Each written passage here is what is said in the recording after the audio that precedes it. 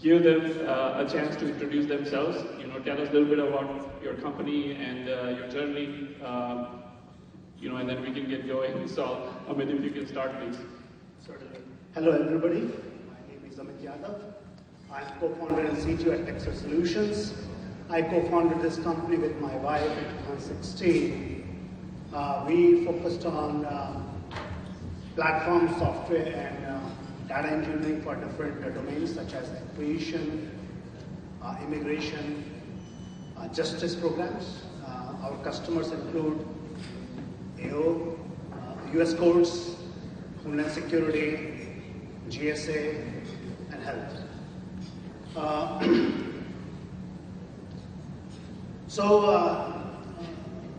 In addition to doing this technical work, I focus on, they tell me that I need to talk about my hobby, so I focus on classical music. I am a student of Hindustani classical music for the last 10 years. If I am not doing music, I spend some time with my dog, my garden, and if not, my daughters keep me busy. I have 2 high schoolers, so my life is busy. Thanks, Amit. Thanks, Priyank and Amit, for giving me an opportunity to speak on this platform. I am humbled and very excited to speak in front of my long-term mentor sitting right here, Mr. Sheryl sir, our ZTV celebrity, I can say that, Mr. Sandesh, and my fellow IMBIC family members who are experts in their areas, who has done very well, and a lot to learn from them. My name is Juneja. I go by Pavi. I am the co-founder of Agovx LLC, along with my wife Gia, who is sitting right there. We had been in inception for the last 7 years, primarily focused on GovCon only, and primarily our contracts had been across DoD, which is I believe 60 to 70% of our revenue. That includes some of our significant contracts includes Navy, Air Force, and Army, and FBI as well. And then we have remainder NIH work, and it's also with civilian IRS is one of our significant contracts. We are 223 as per the last payroll. We are 223 FTEs strong, and then additionally we have 20 plus consultants at various subcontracts we have. We are right here in McLean. We have all the certifications and CMMI and board dev and services, ISOs. We are primarily focused on infrastructure support, IT transformation. We had been applauded by our customers, especially recently by NARA, for some of the work which we had done in IT infrastructure support, and as well as IRS, where we had done some work for them within the application development. That's where we are. Okay. So something about myself. I think somebody already revealed my table tennis skills, although this was in high school, and there were last few years we had played with Anil sir in their office. So yes, table tennis is my love, and so is tennis is a big hobby. So those two, and also another thing we like to do is spend time with the kids. We have 11 and 7 years old kids. Oh yeah, I'm getting the 5 minutes. So that's who we are. that's who we are. So, Sheryl, yeah, please go ahead. Hi, I'm Sheryl, and I'm the president of AttainX. So, a couple things. One, Anil is also the secret behind our success, so not just PJ's. He mentored us from the beginning, and me and my husband started our careers at 22nd Century. So that is one of the secrets to success on being on this platform. And thank you to IMBIC, because this is the only place where you'll see the 3 of us sitting up here as friends, but last 2 weeks, both of these guys protested against us. So It's just, yeah, it's a very cool platform to bring everybody together. We are focused on modernization and data engineering, cybersecurity, and AI ML. We are in 26 plus agencies, our biggest being USDA, USCIS, and our recent addition is NOAA. And I have 5 children and a dog, so we are very busy in our free time. I am on the board at our school's PTA and also on Fairfax County's Council of Economic Development, helping their AI coalition. So that's just a little bit about us. What we want to know is what is day one? How do you target an opportunity? When a large opportunity is about to go live, how do you position yourself strategically? And I'm assuming there's a lot of work done beforehand, you're not being reactive. So maybe you can take us through that process. How do you go about that? Sure. For us, we definitely do a lot of the homework and groundwork ahead of time. We start a year ahead, 9 months ahead before the opportunity is even live. We start doing the groundwork. We start focusing on either agencies where we have a presence, or we look into agencies that have the funding and know the money's coming out. And like for us, USDA, we had a smaller contract, and then we got in and we built relationships and got to know the client and built that intimacy, and then we grew. For USCIS, we knew the money was coming, but it took us 4 years to break in. And so we would study the market, we would start with reaching out to key people, we would look at people that have left current contracts, subcontractors, trying to bring them on our team. And we would look at previous drafts, the RFI, things like that, and of the contract. So we used to do a lot of groundwork. I think there was a time when you could throw out proposals and not have any capture and probably win, but that hasn't worked for us. So we do a lot of capture, we do a lot of strategy building in the back, try to get our face in one of the clients. And the other thing we do value-added services at no cost. So we built products, we have an AI factory product, so we use that to get in front of the client, make presentations, and just get our face out there, build some relationships, get to know them, figure out their pain points, and figure out how we can help and address them. Excellent. So do you, is this applicable for BPAs as well, multi-award? Because how do you, if you don't have a relationship with the customer, then what would be the approach then, or in your experience, if you had a win with a new customer? So for us, we do a lot of the background work. We start looking at what they want. We're looking at our capabilities, and we're bringing teaming partners that have the capabilities we don't have. We're looking at what companies we can bring in to help enhance, and start looking at the government, start looking at what they are missing that we can provide. So that is a big way, and then we study the market, we study where the money is, we study the companies that are working there, reaching out to people. So there's a lot of homework that goes on, even for the BPA wins. Gotcha, okay. Perfect. So I'll go to Pavi next. Pavi, maybe you can, pick one of your recent wins and walk us through, what planning did you do for that opportunity? How did you prepare the team? How did you go about the bid? Maybe give us some insights there. Sure. I can speak for a recent one, which is IRS AttainX the network engineering contract. So to answer your second part of the question, what planning that went into it? So I echo what Sheryl said. There was a capture which was done by our BD team and including myself, where we identified this opportunity and identified how it is mapping with our capability. What would be one thing which we always focus on is what are the pain points, what are the things we can gain out of the customer. We did not have this customer before, so there was no initial customer intimacy, but we identified some of the folks who are working on those contracts to identify how we can gain some interaction of how the customer is. So I think that's one of the key aspect of our growth is one, of course, where we have the customers which we know already and how we can tap into them to grow them and organically grow within our existing customer by building relationship, by being more interactive with the CTOs and CAs. We also do a lot, and that's one of the things which I have been groomed as part of our JV is look at how we can penetrate into the market. So IRS is that example. So to answer your question, yeah, so there was a lot of legwork that went into it for the IRS.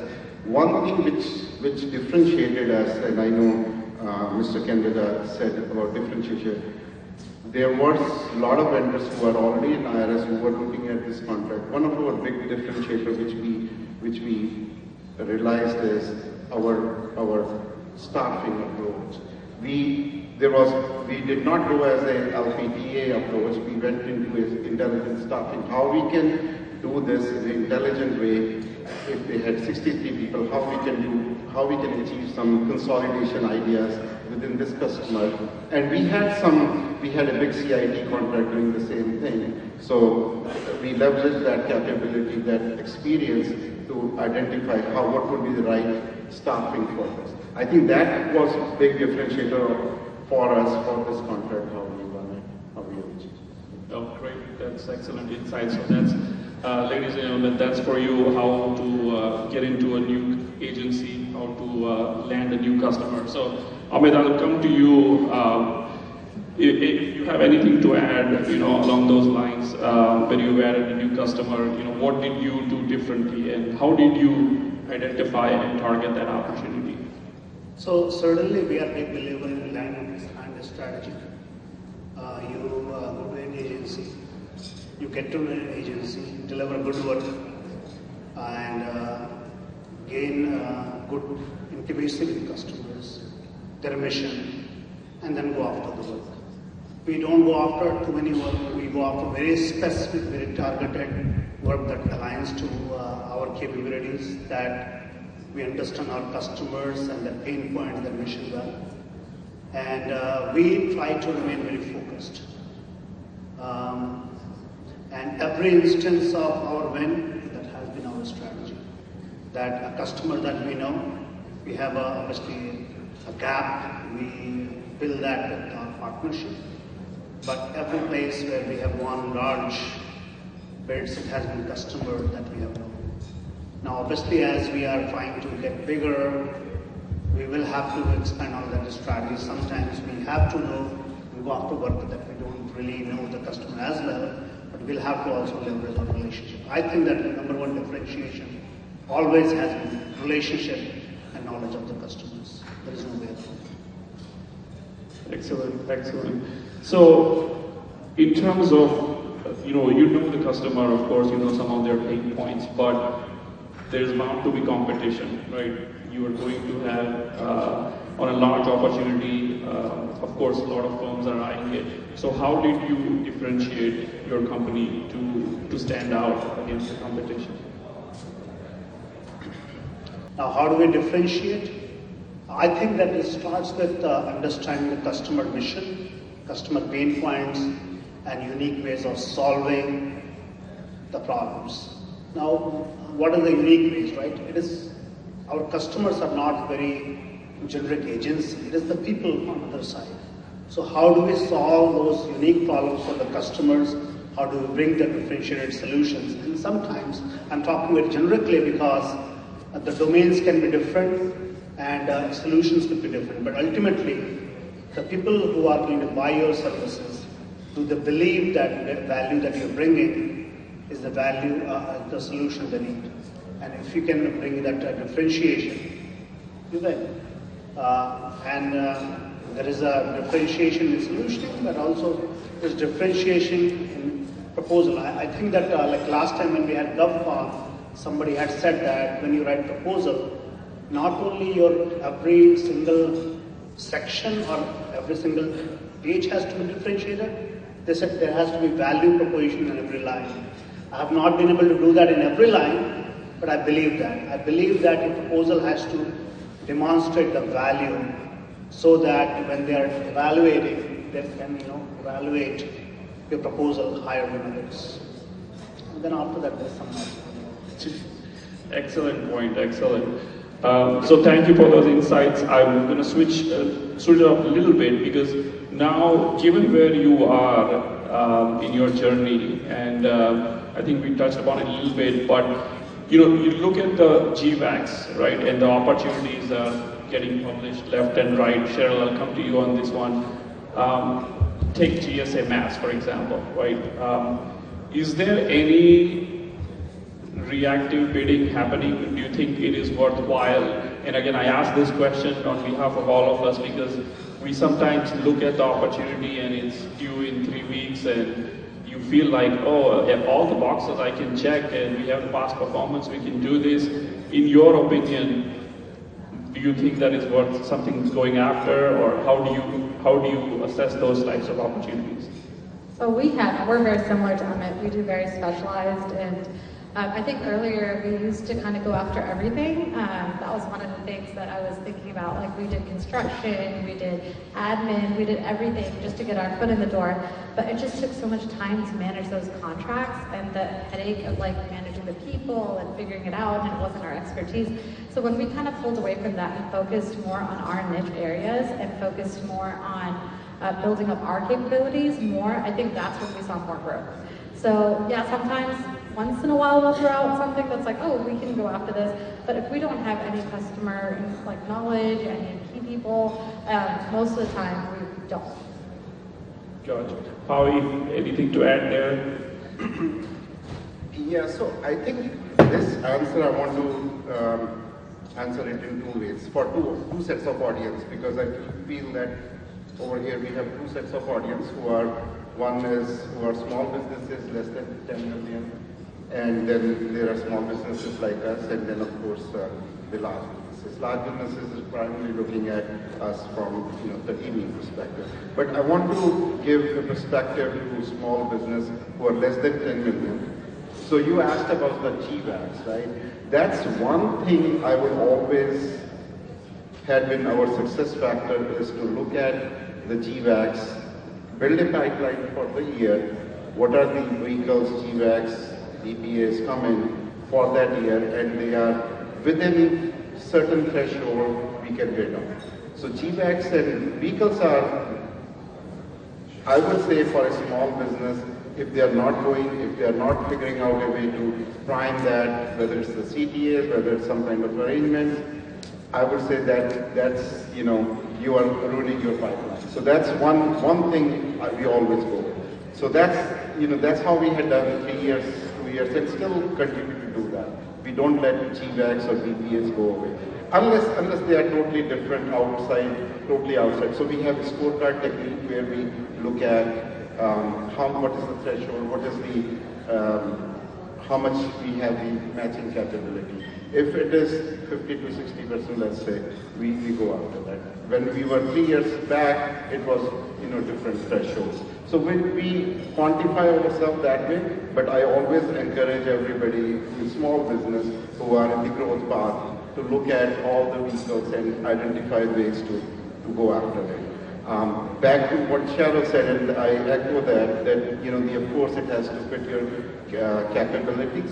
So, I think the scorecard technique which we had implemented had been very successful for us to kind of quantify whether we should spend our resources on something like that. Excellent. I think that's a great tool that you mentioned, because that way you get some quantitative data. Yeah, and honestly, we recently won a big, as a JV with the 22nd, we won a MQS vehicle, which is primarily focused on health practitioners. So it's just totally out of the IT realm, but we won it because it had a value, especially a lot of momentum going in the IT space. So we won that and already had a good output out of that. So, excellent. So I'm gonna come back to you, Amit. You mentioned a few things about proposal writing and things that you emphasize. So we were just talking about strategic positioning and identification of opportunities, but now we want to talk about your lessons from your success, right? So we want to know how you mentioned that proposal, every line, every paragraph should be differentiated, but if you were to look at the overall proposal, is it the solution? Is it the management approach? Is it the past performance? Is it the pricing? How do you look at it, and what in your view always, or how would you rank some of those areas when you build the proposal? I will say, first of all, don't get disqualified. Well, of course. we have had some lessons learned where our compliance engine was not strong enough, and we did not win enough of the work that we should have won. So we have to work on making sure that our compliance engine is very strong, because that will kill us if we are not careful. The second is that, again, there is no formula for proposal, right? You have to make sure that you're responding to RFP, because on the other side there is a source selection that has a score sheet, and the score sheet, they are looking at factors and keywords. So every section you should build a score, what they're looking for, and how do you know what they're looking for? You know the customer, either directly or through partnership or through relationship. Now, these days they have started to do multi-phases, right? Last couple of years. So if you are disqualified for phase one, it doesn't matter if you have a good technical solution or not. So everything like that matters a lot. And I don't know, I think these days I'm finding that there are many situations people are going very aggressive on pricing. So, we have, lost a couple of places where I thought a good solution, good intimacy, but somebody came in and bid the price that was 50% lower. So that is crazy, it happens. But the thing is that bottom line is that if you have repeatability, if you have engine, these one-off things will happen. If we stick to our playbook, wins will happen. Gotcha. Excellent insight. I totally agree on compliance, because all of your hard work goes out of the window if you don't meet that very important factor. So I'll come to you, Sheryl. Yeah. So if you want to take that question, that you had a strategy, you had a plan, and it always feels great when it works out, just as you had envisioned. If you can walk us through that journey on a recent way. So. Yes, so the recent when we talked about the IRS win which we did, one thing I want to touch upon, and you asked that question about, is what is more valuable, technical or price. So one thing we should, as a small business, one thing we should always do, and small or large doesn't matter, is look at your evaluation. Always be very, very careful how the fine lines within the evaluation is, how the fine lines within the basis of award is. So that's very key to winning any proposal. There may be how they are ranked technical as low and pricing and past performance as high. So it all depends on the evaluation. So that should be very closely looked at before you start looking at any of the proposals, any of responding to the proposal. Another thing I want to lay out, and that's our kind of a secret sauce, just not for me, but for Amit also, is it used to be when we were small, it was 5 P's, and now it has become 6 P's. So I'm sorry if I'm revealing your secret sauce, but when we were small, when we were like, I would say when we were 3 years ago, it was 5 P's, which is always proposal, past performance, your personal, your partner, and your price. So that's the order. Past performance and your partners takes a good amount of priority when we are writing our proposals or giving our price comes the last, but we try to be more competitive. And now, moving forward to now, what we have done is it is now 6P. So 6P is really your capture, how you have identified the pain points, your win themes, whether it's you know the customer, existing customer, your incumbent customer, or you have identified a way through your BD or through your network how you can penetrate into the agency. So those, and that's what we have started doing more and more now as a 6th P. And the reason being, it has become very competitive with AI and all the other tools available. Everybody and anybody can write proposals within sleep, right? Not necessarily they are matching with the PWS or the solution, but having a differentiator, having the pain points, win themes as a sixth P is key to our success right now. And that's what we had done within our IRS concept. Excellent. So I'm getting the signal that we want to keep some time for audience Q&A, but before that I have one last question, and so, which is very concise. You know, what I want is 2 key takeaways, 2 pieces of advice that you would give an aspiring small business. You know, we'll start with you, Sheryl. What would you say that these are the 2 things that you have learned from your journey, lessons learned, hard-earned lessons that you must do? So for us, I think built the foundation. We grew a lot of our leadership team from within the company. So that's been essential because we can't do it all. So having our, program managers are now directors, vice president of operations, and delivery, they've all been grown organically through the company. So I think investing in the people and growing them is huge because they've been with us for years, they know our culture, we get along well, and that foundation helps you to be able to think strategically and think about what's next. So they can run HR, they can run PT, and you get involved when you need to, but you have that relationship and that trust. And then the second thing is, I think right now with AI, everyone's got to start thinking of how to get into that space, right? How do we become differentiators there? So for us, we have our innovation lab, we're building the products, we're showcasing them to different agencies, so that kind of thing. I think that's somewhere else that people should be thinking about. Excellent. Amit, you want to go next? I agree with that. I think that building the good team, especially leadership team, is your competitive advantage. Initially, it feels like we can do it all, but it is not scalable. We have to invest in people, we have to hire the right people, and when we say right people, the people who like to work as a team, because a well-functioning team is your competitive advantage.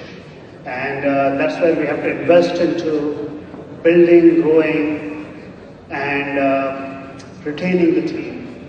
You have to create the right environment. I think that has been a big factor for my success. Second thing I would say is that when you are a small business, you have to watch out your back. You get screwed a lot from different places. What I mean by that, you will work with the primes, they will not give you work share. You will have teaming partners who will promise you something, they will not do it. You will have customers, sometimes because you're small, they want to take you for granted. So it is not about winning, but it is about maintaining and retaining the business. You have to watch your back, don't get screwed, because when you're a small business, you get screwed a lot, so protect yourself. Great life lesson. Thanks, Priyank. I echo with what Sheryl and Amit said, but I have a few more ideas here. One is customer intimacy. We are in a business to serve our customers, so how we can generate the value within our customer, that should be always in your mind. You don't have to scale rapidly, but organically, if you are able to grow within the customer, identify what the gaps are, identify what the opportunities within your customer is, I think, key to your success and how you can grow rapidly. And that applies to, if I have to roll back 3 years for a small business like us, when we did not have much resources, I think customer which you have already one or two. So how you can identify opportunities within the customer so that it's less resources spent on your part, but more output. So that's I would say customer is one. Second thing I would say as a small business, I know we do a lot of SWOT analysis when we identify an opportunity. We look at what are the strengths, how we can tap into the opportunity. I want to also talk about do the SWOT analysis of your own company, right? So what are your strengths? What's your weakness? How you can overcome your weaknesses, whether it's the tools, whether it's the technology, whether it's the processes, people, whatever it is, how you can strengthen your company doing the SWOT analysis to make sure you are ready for the next steps. So I think those two things I will be very Excellent insights from all of you.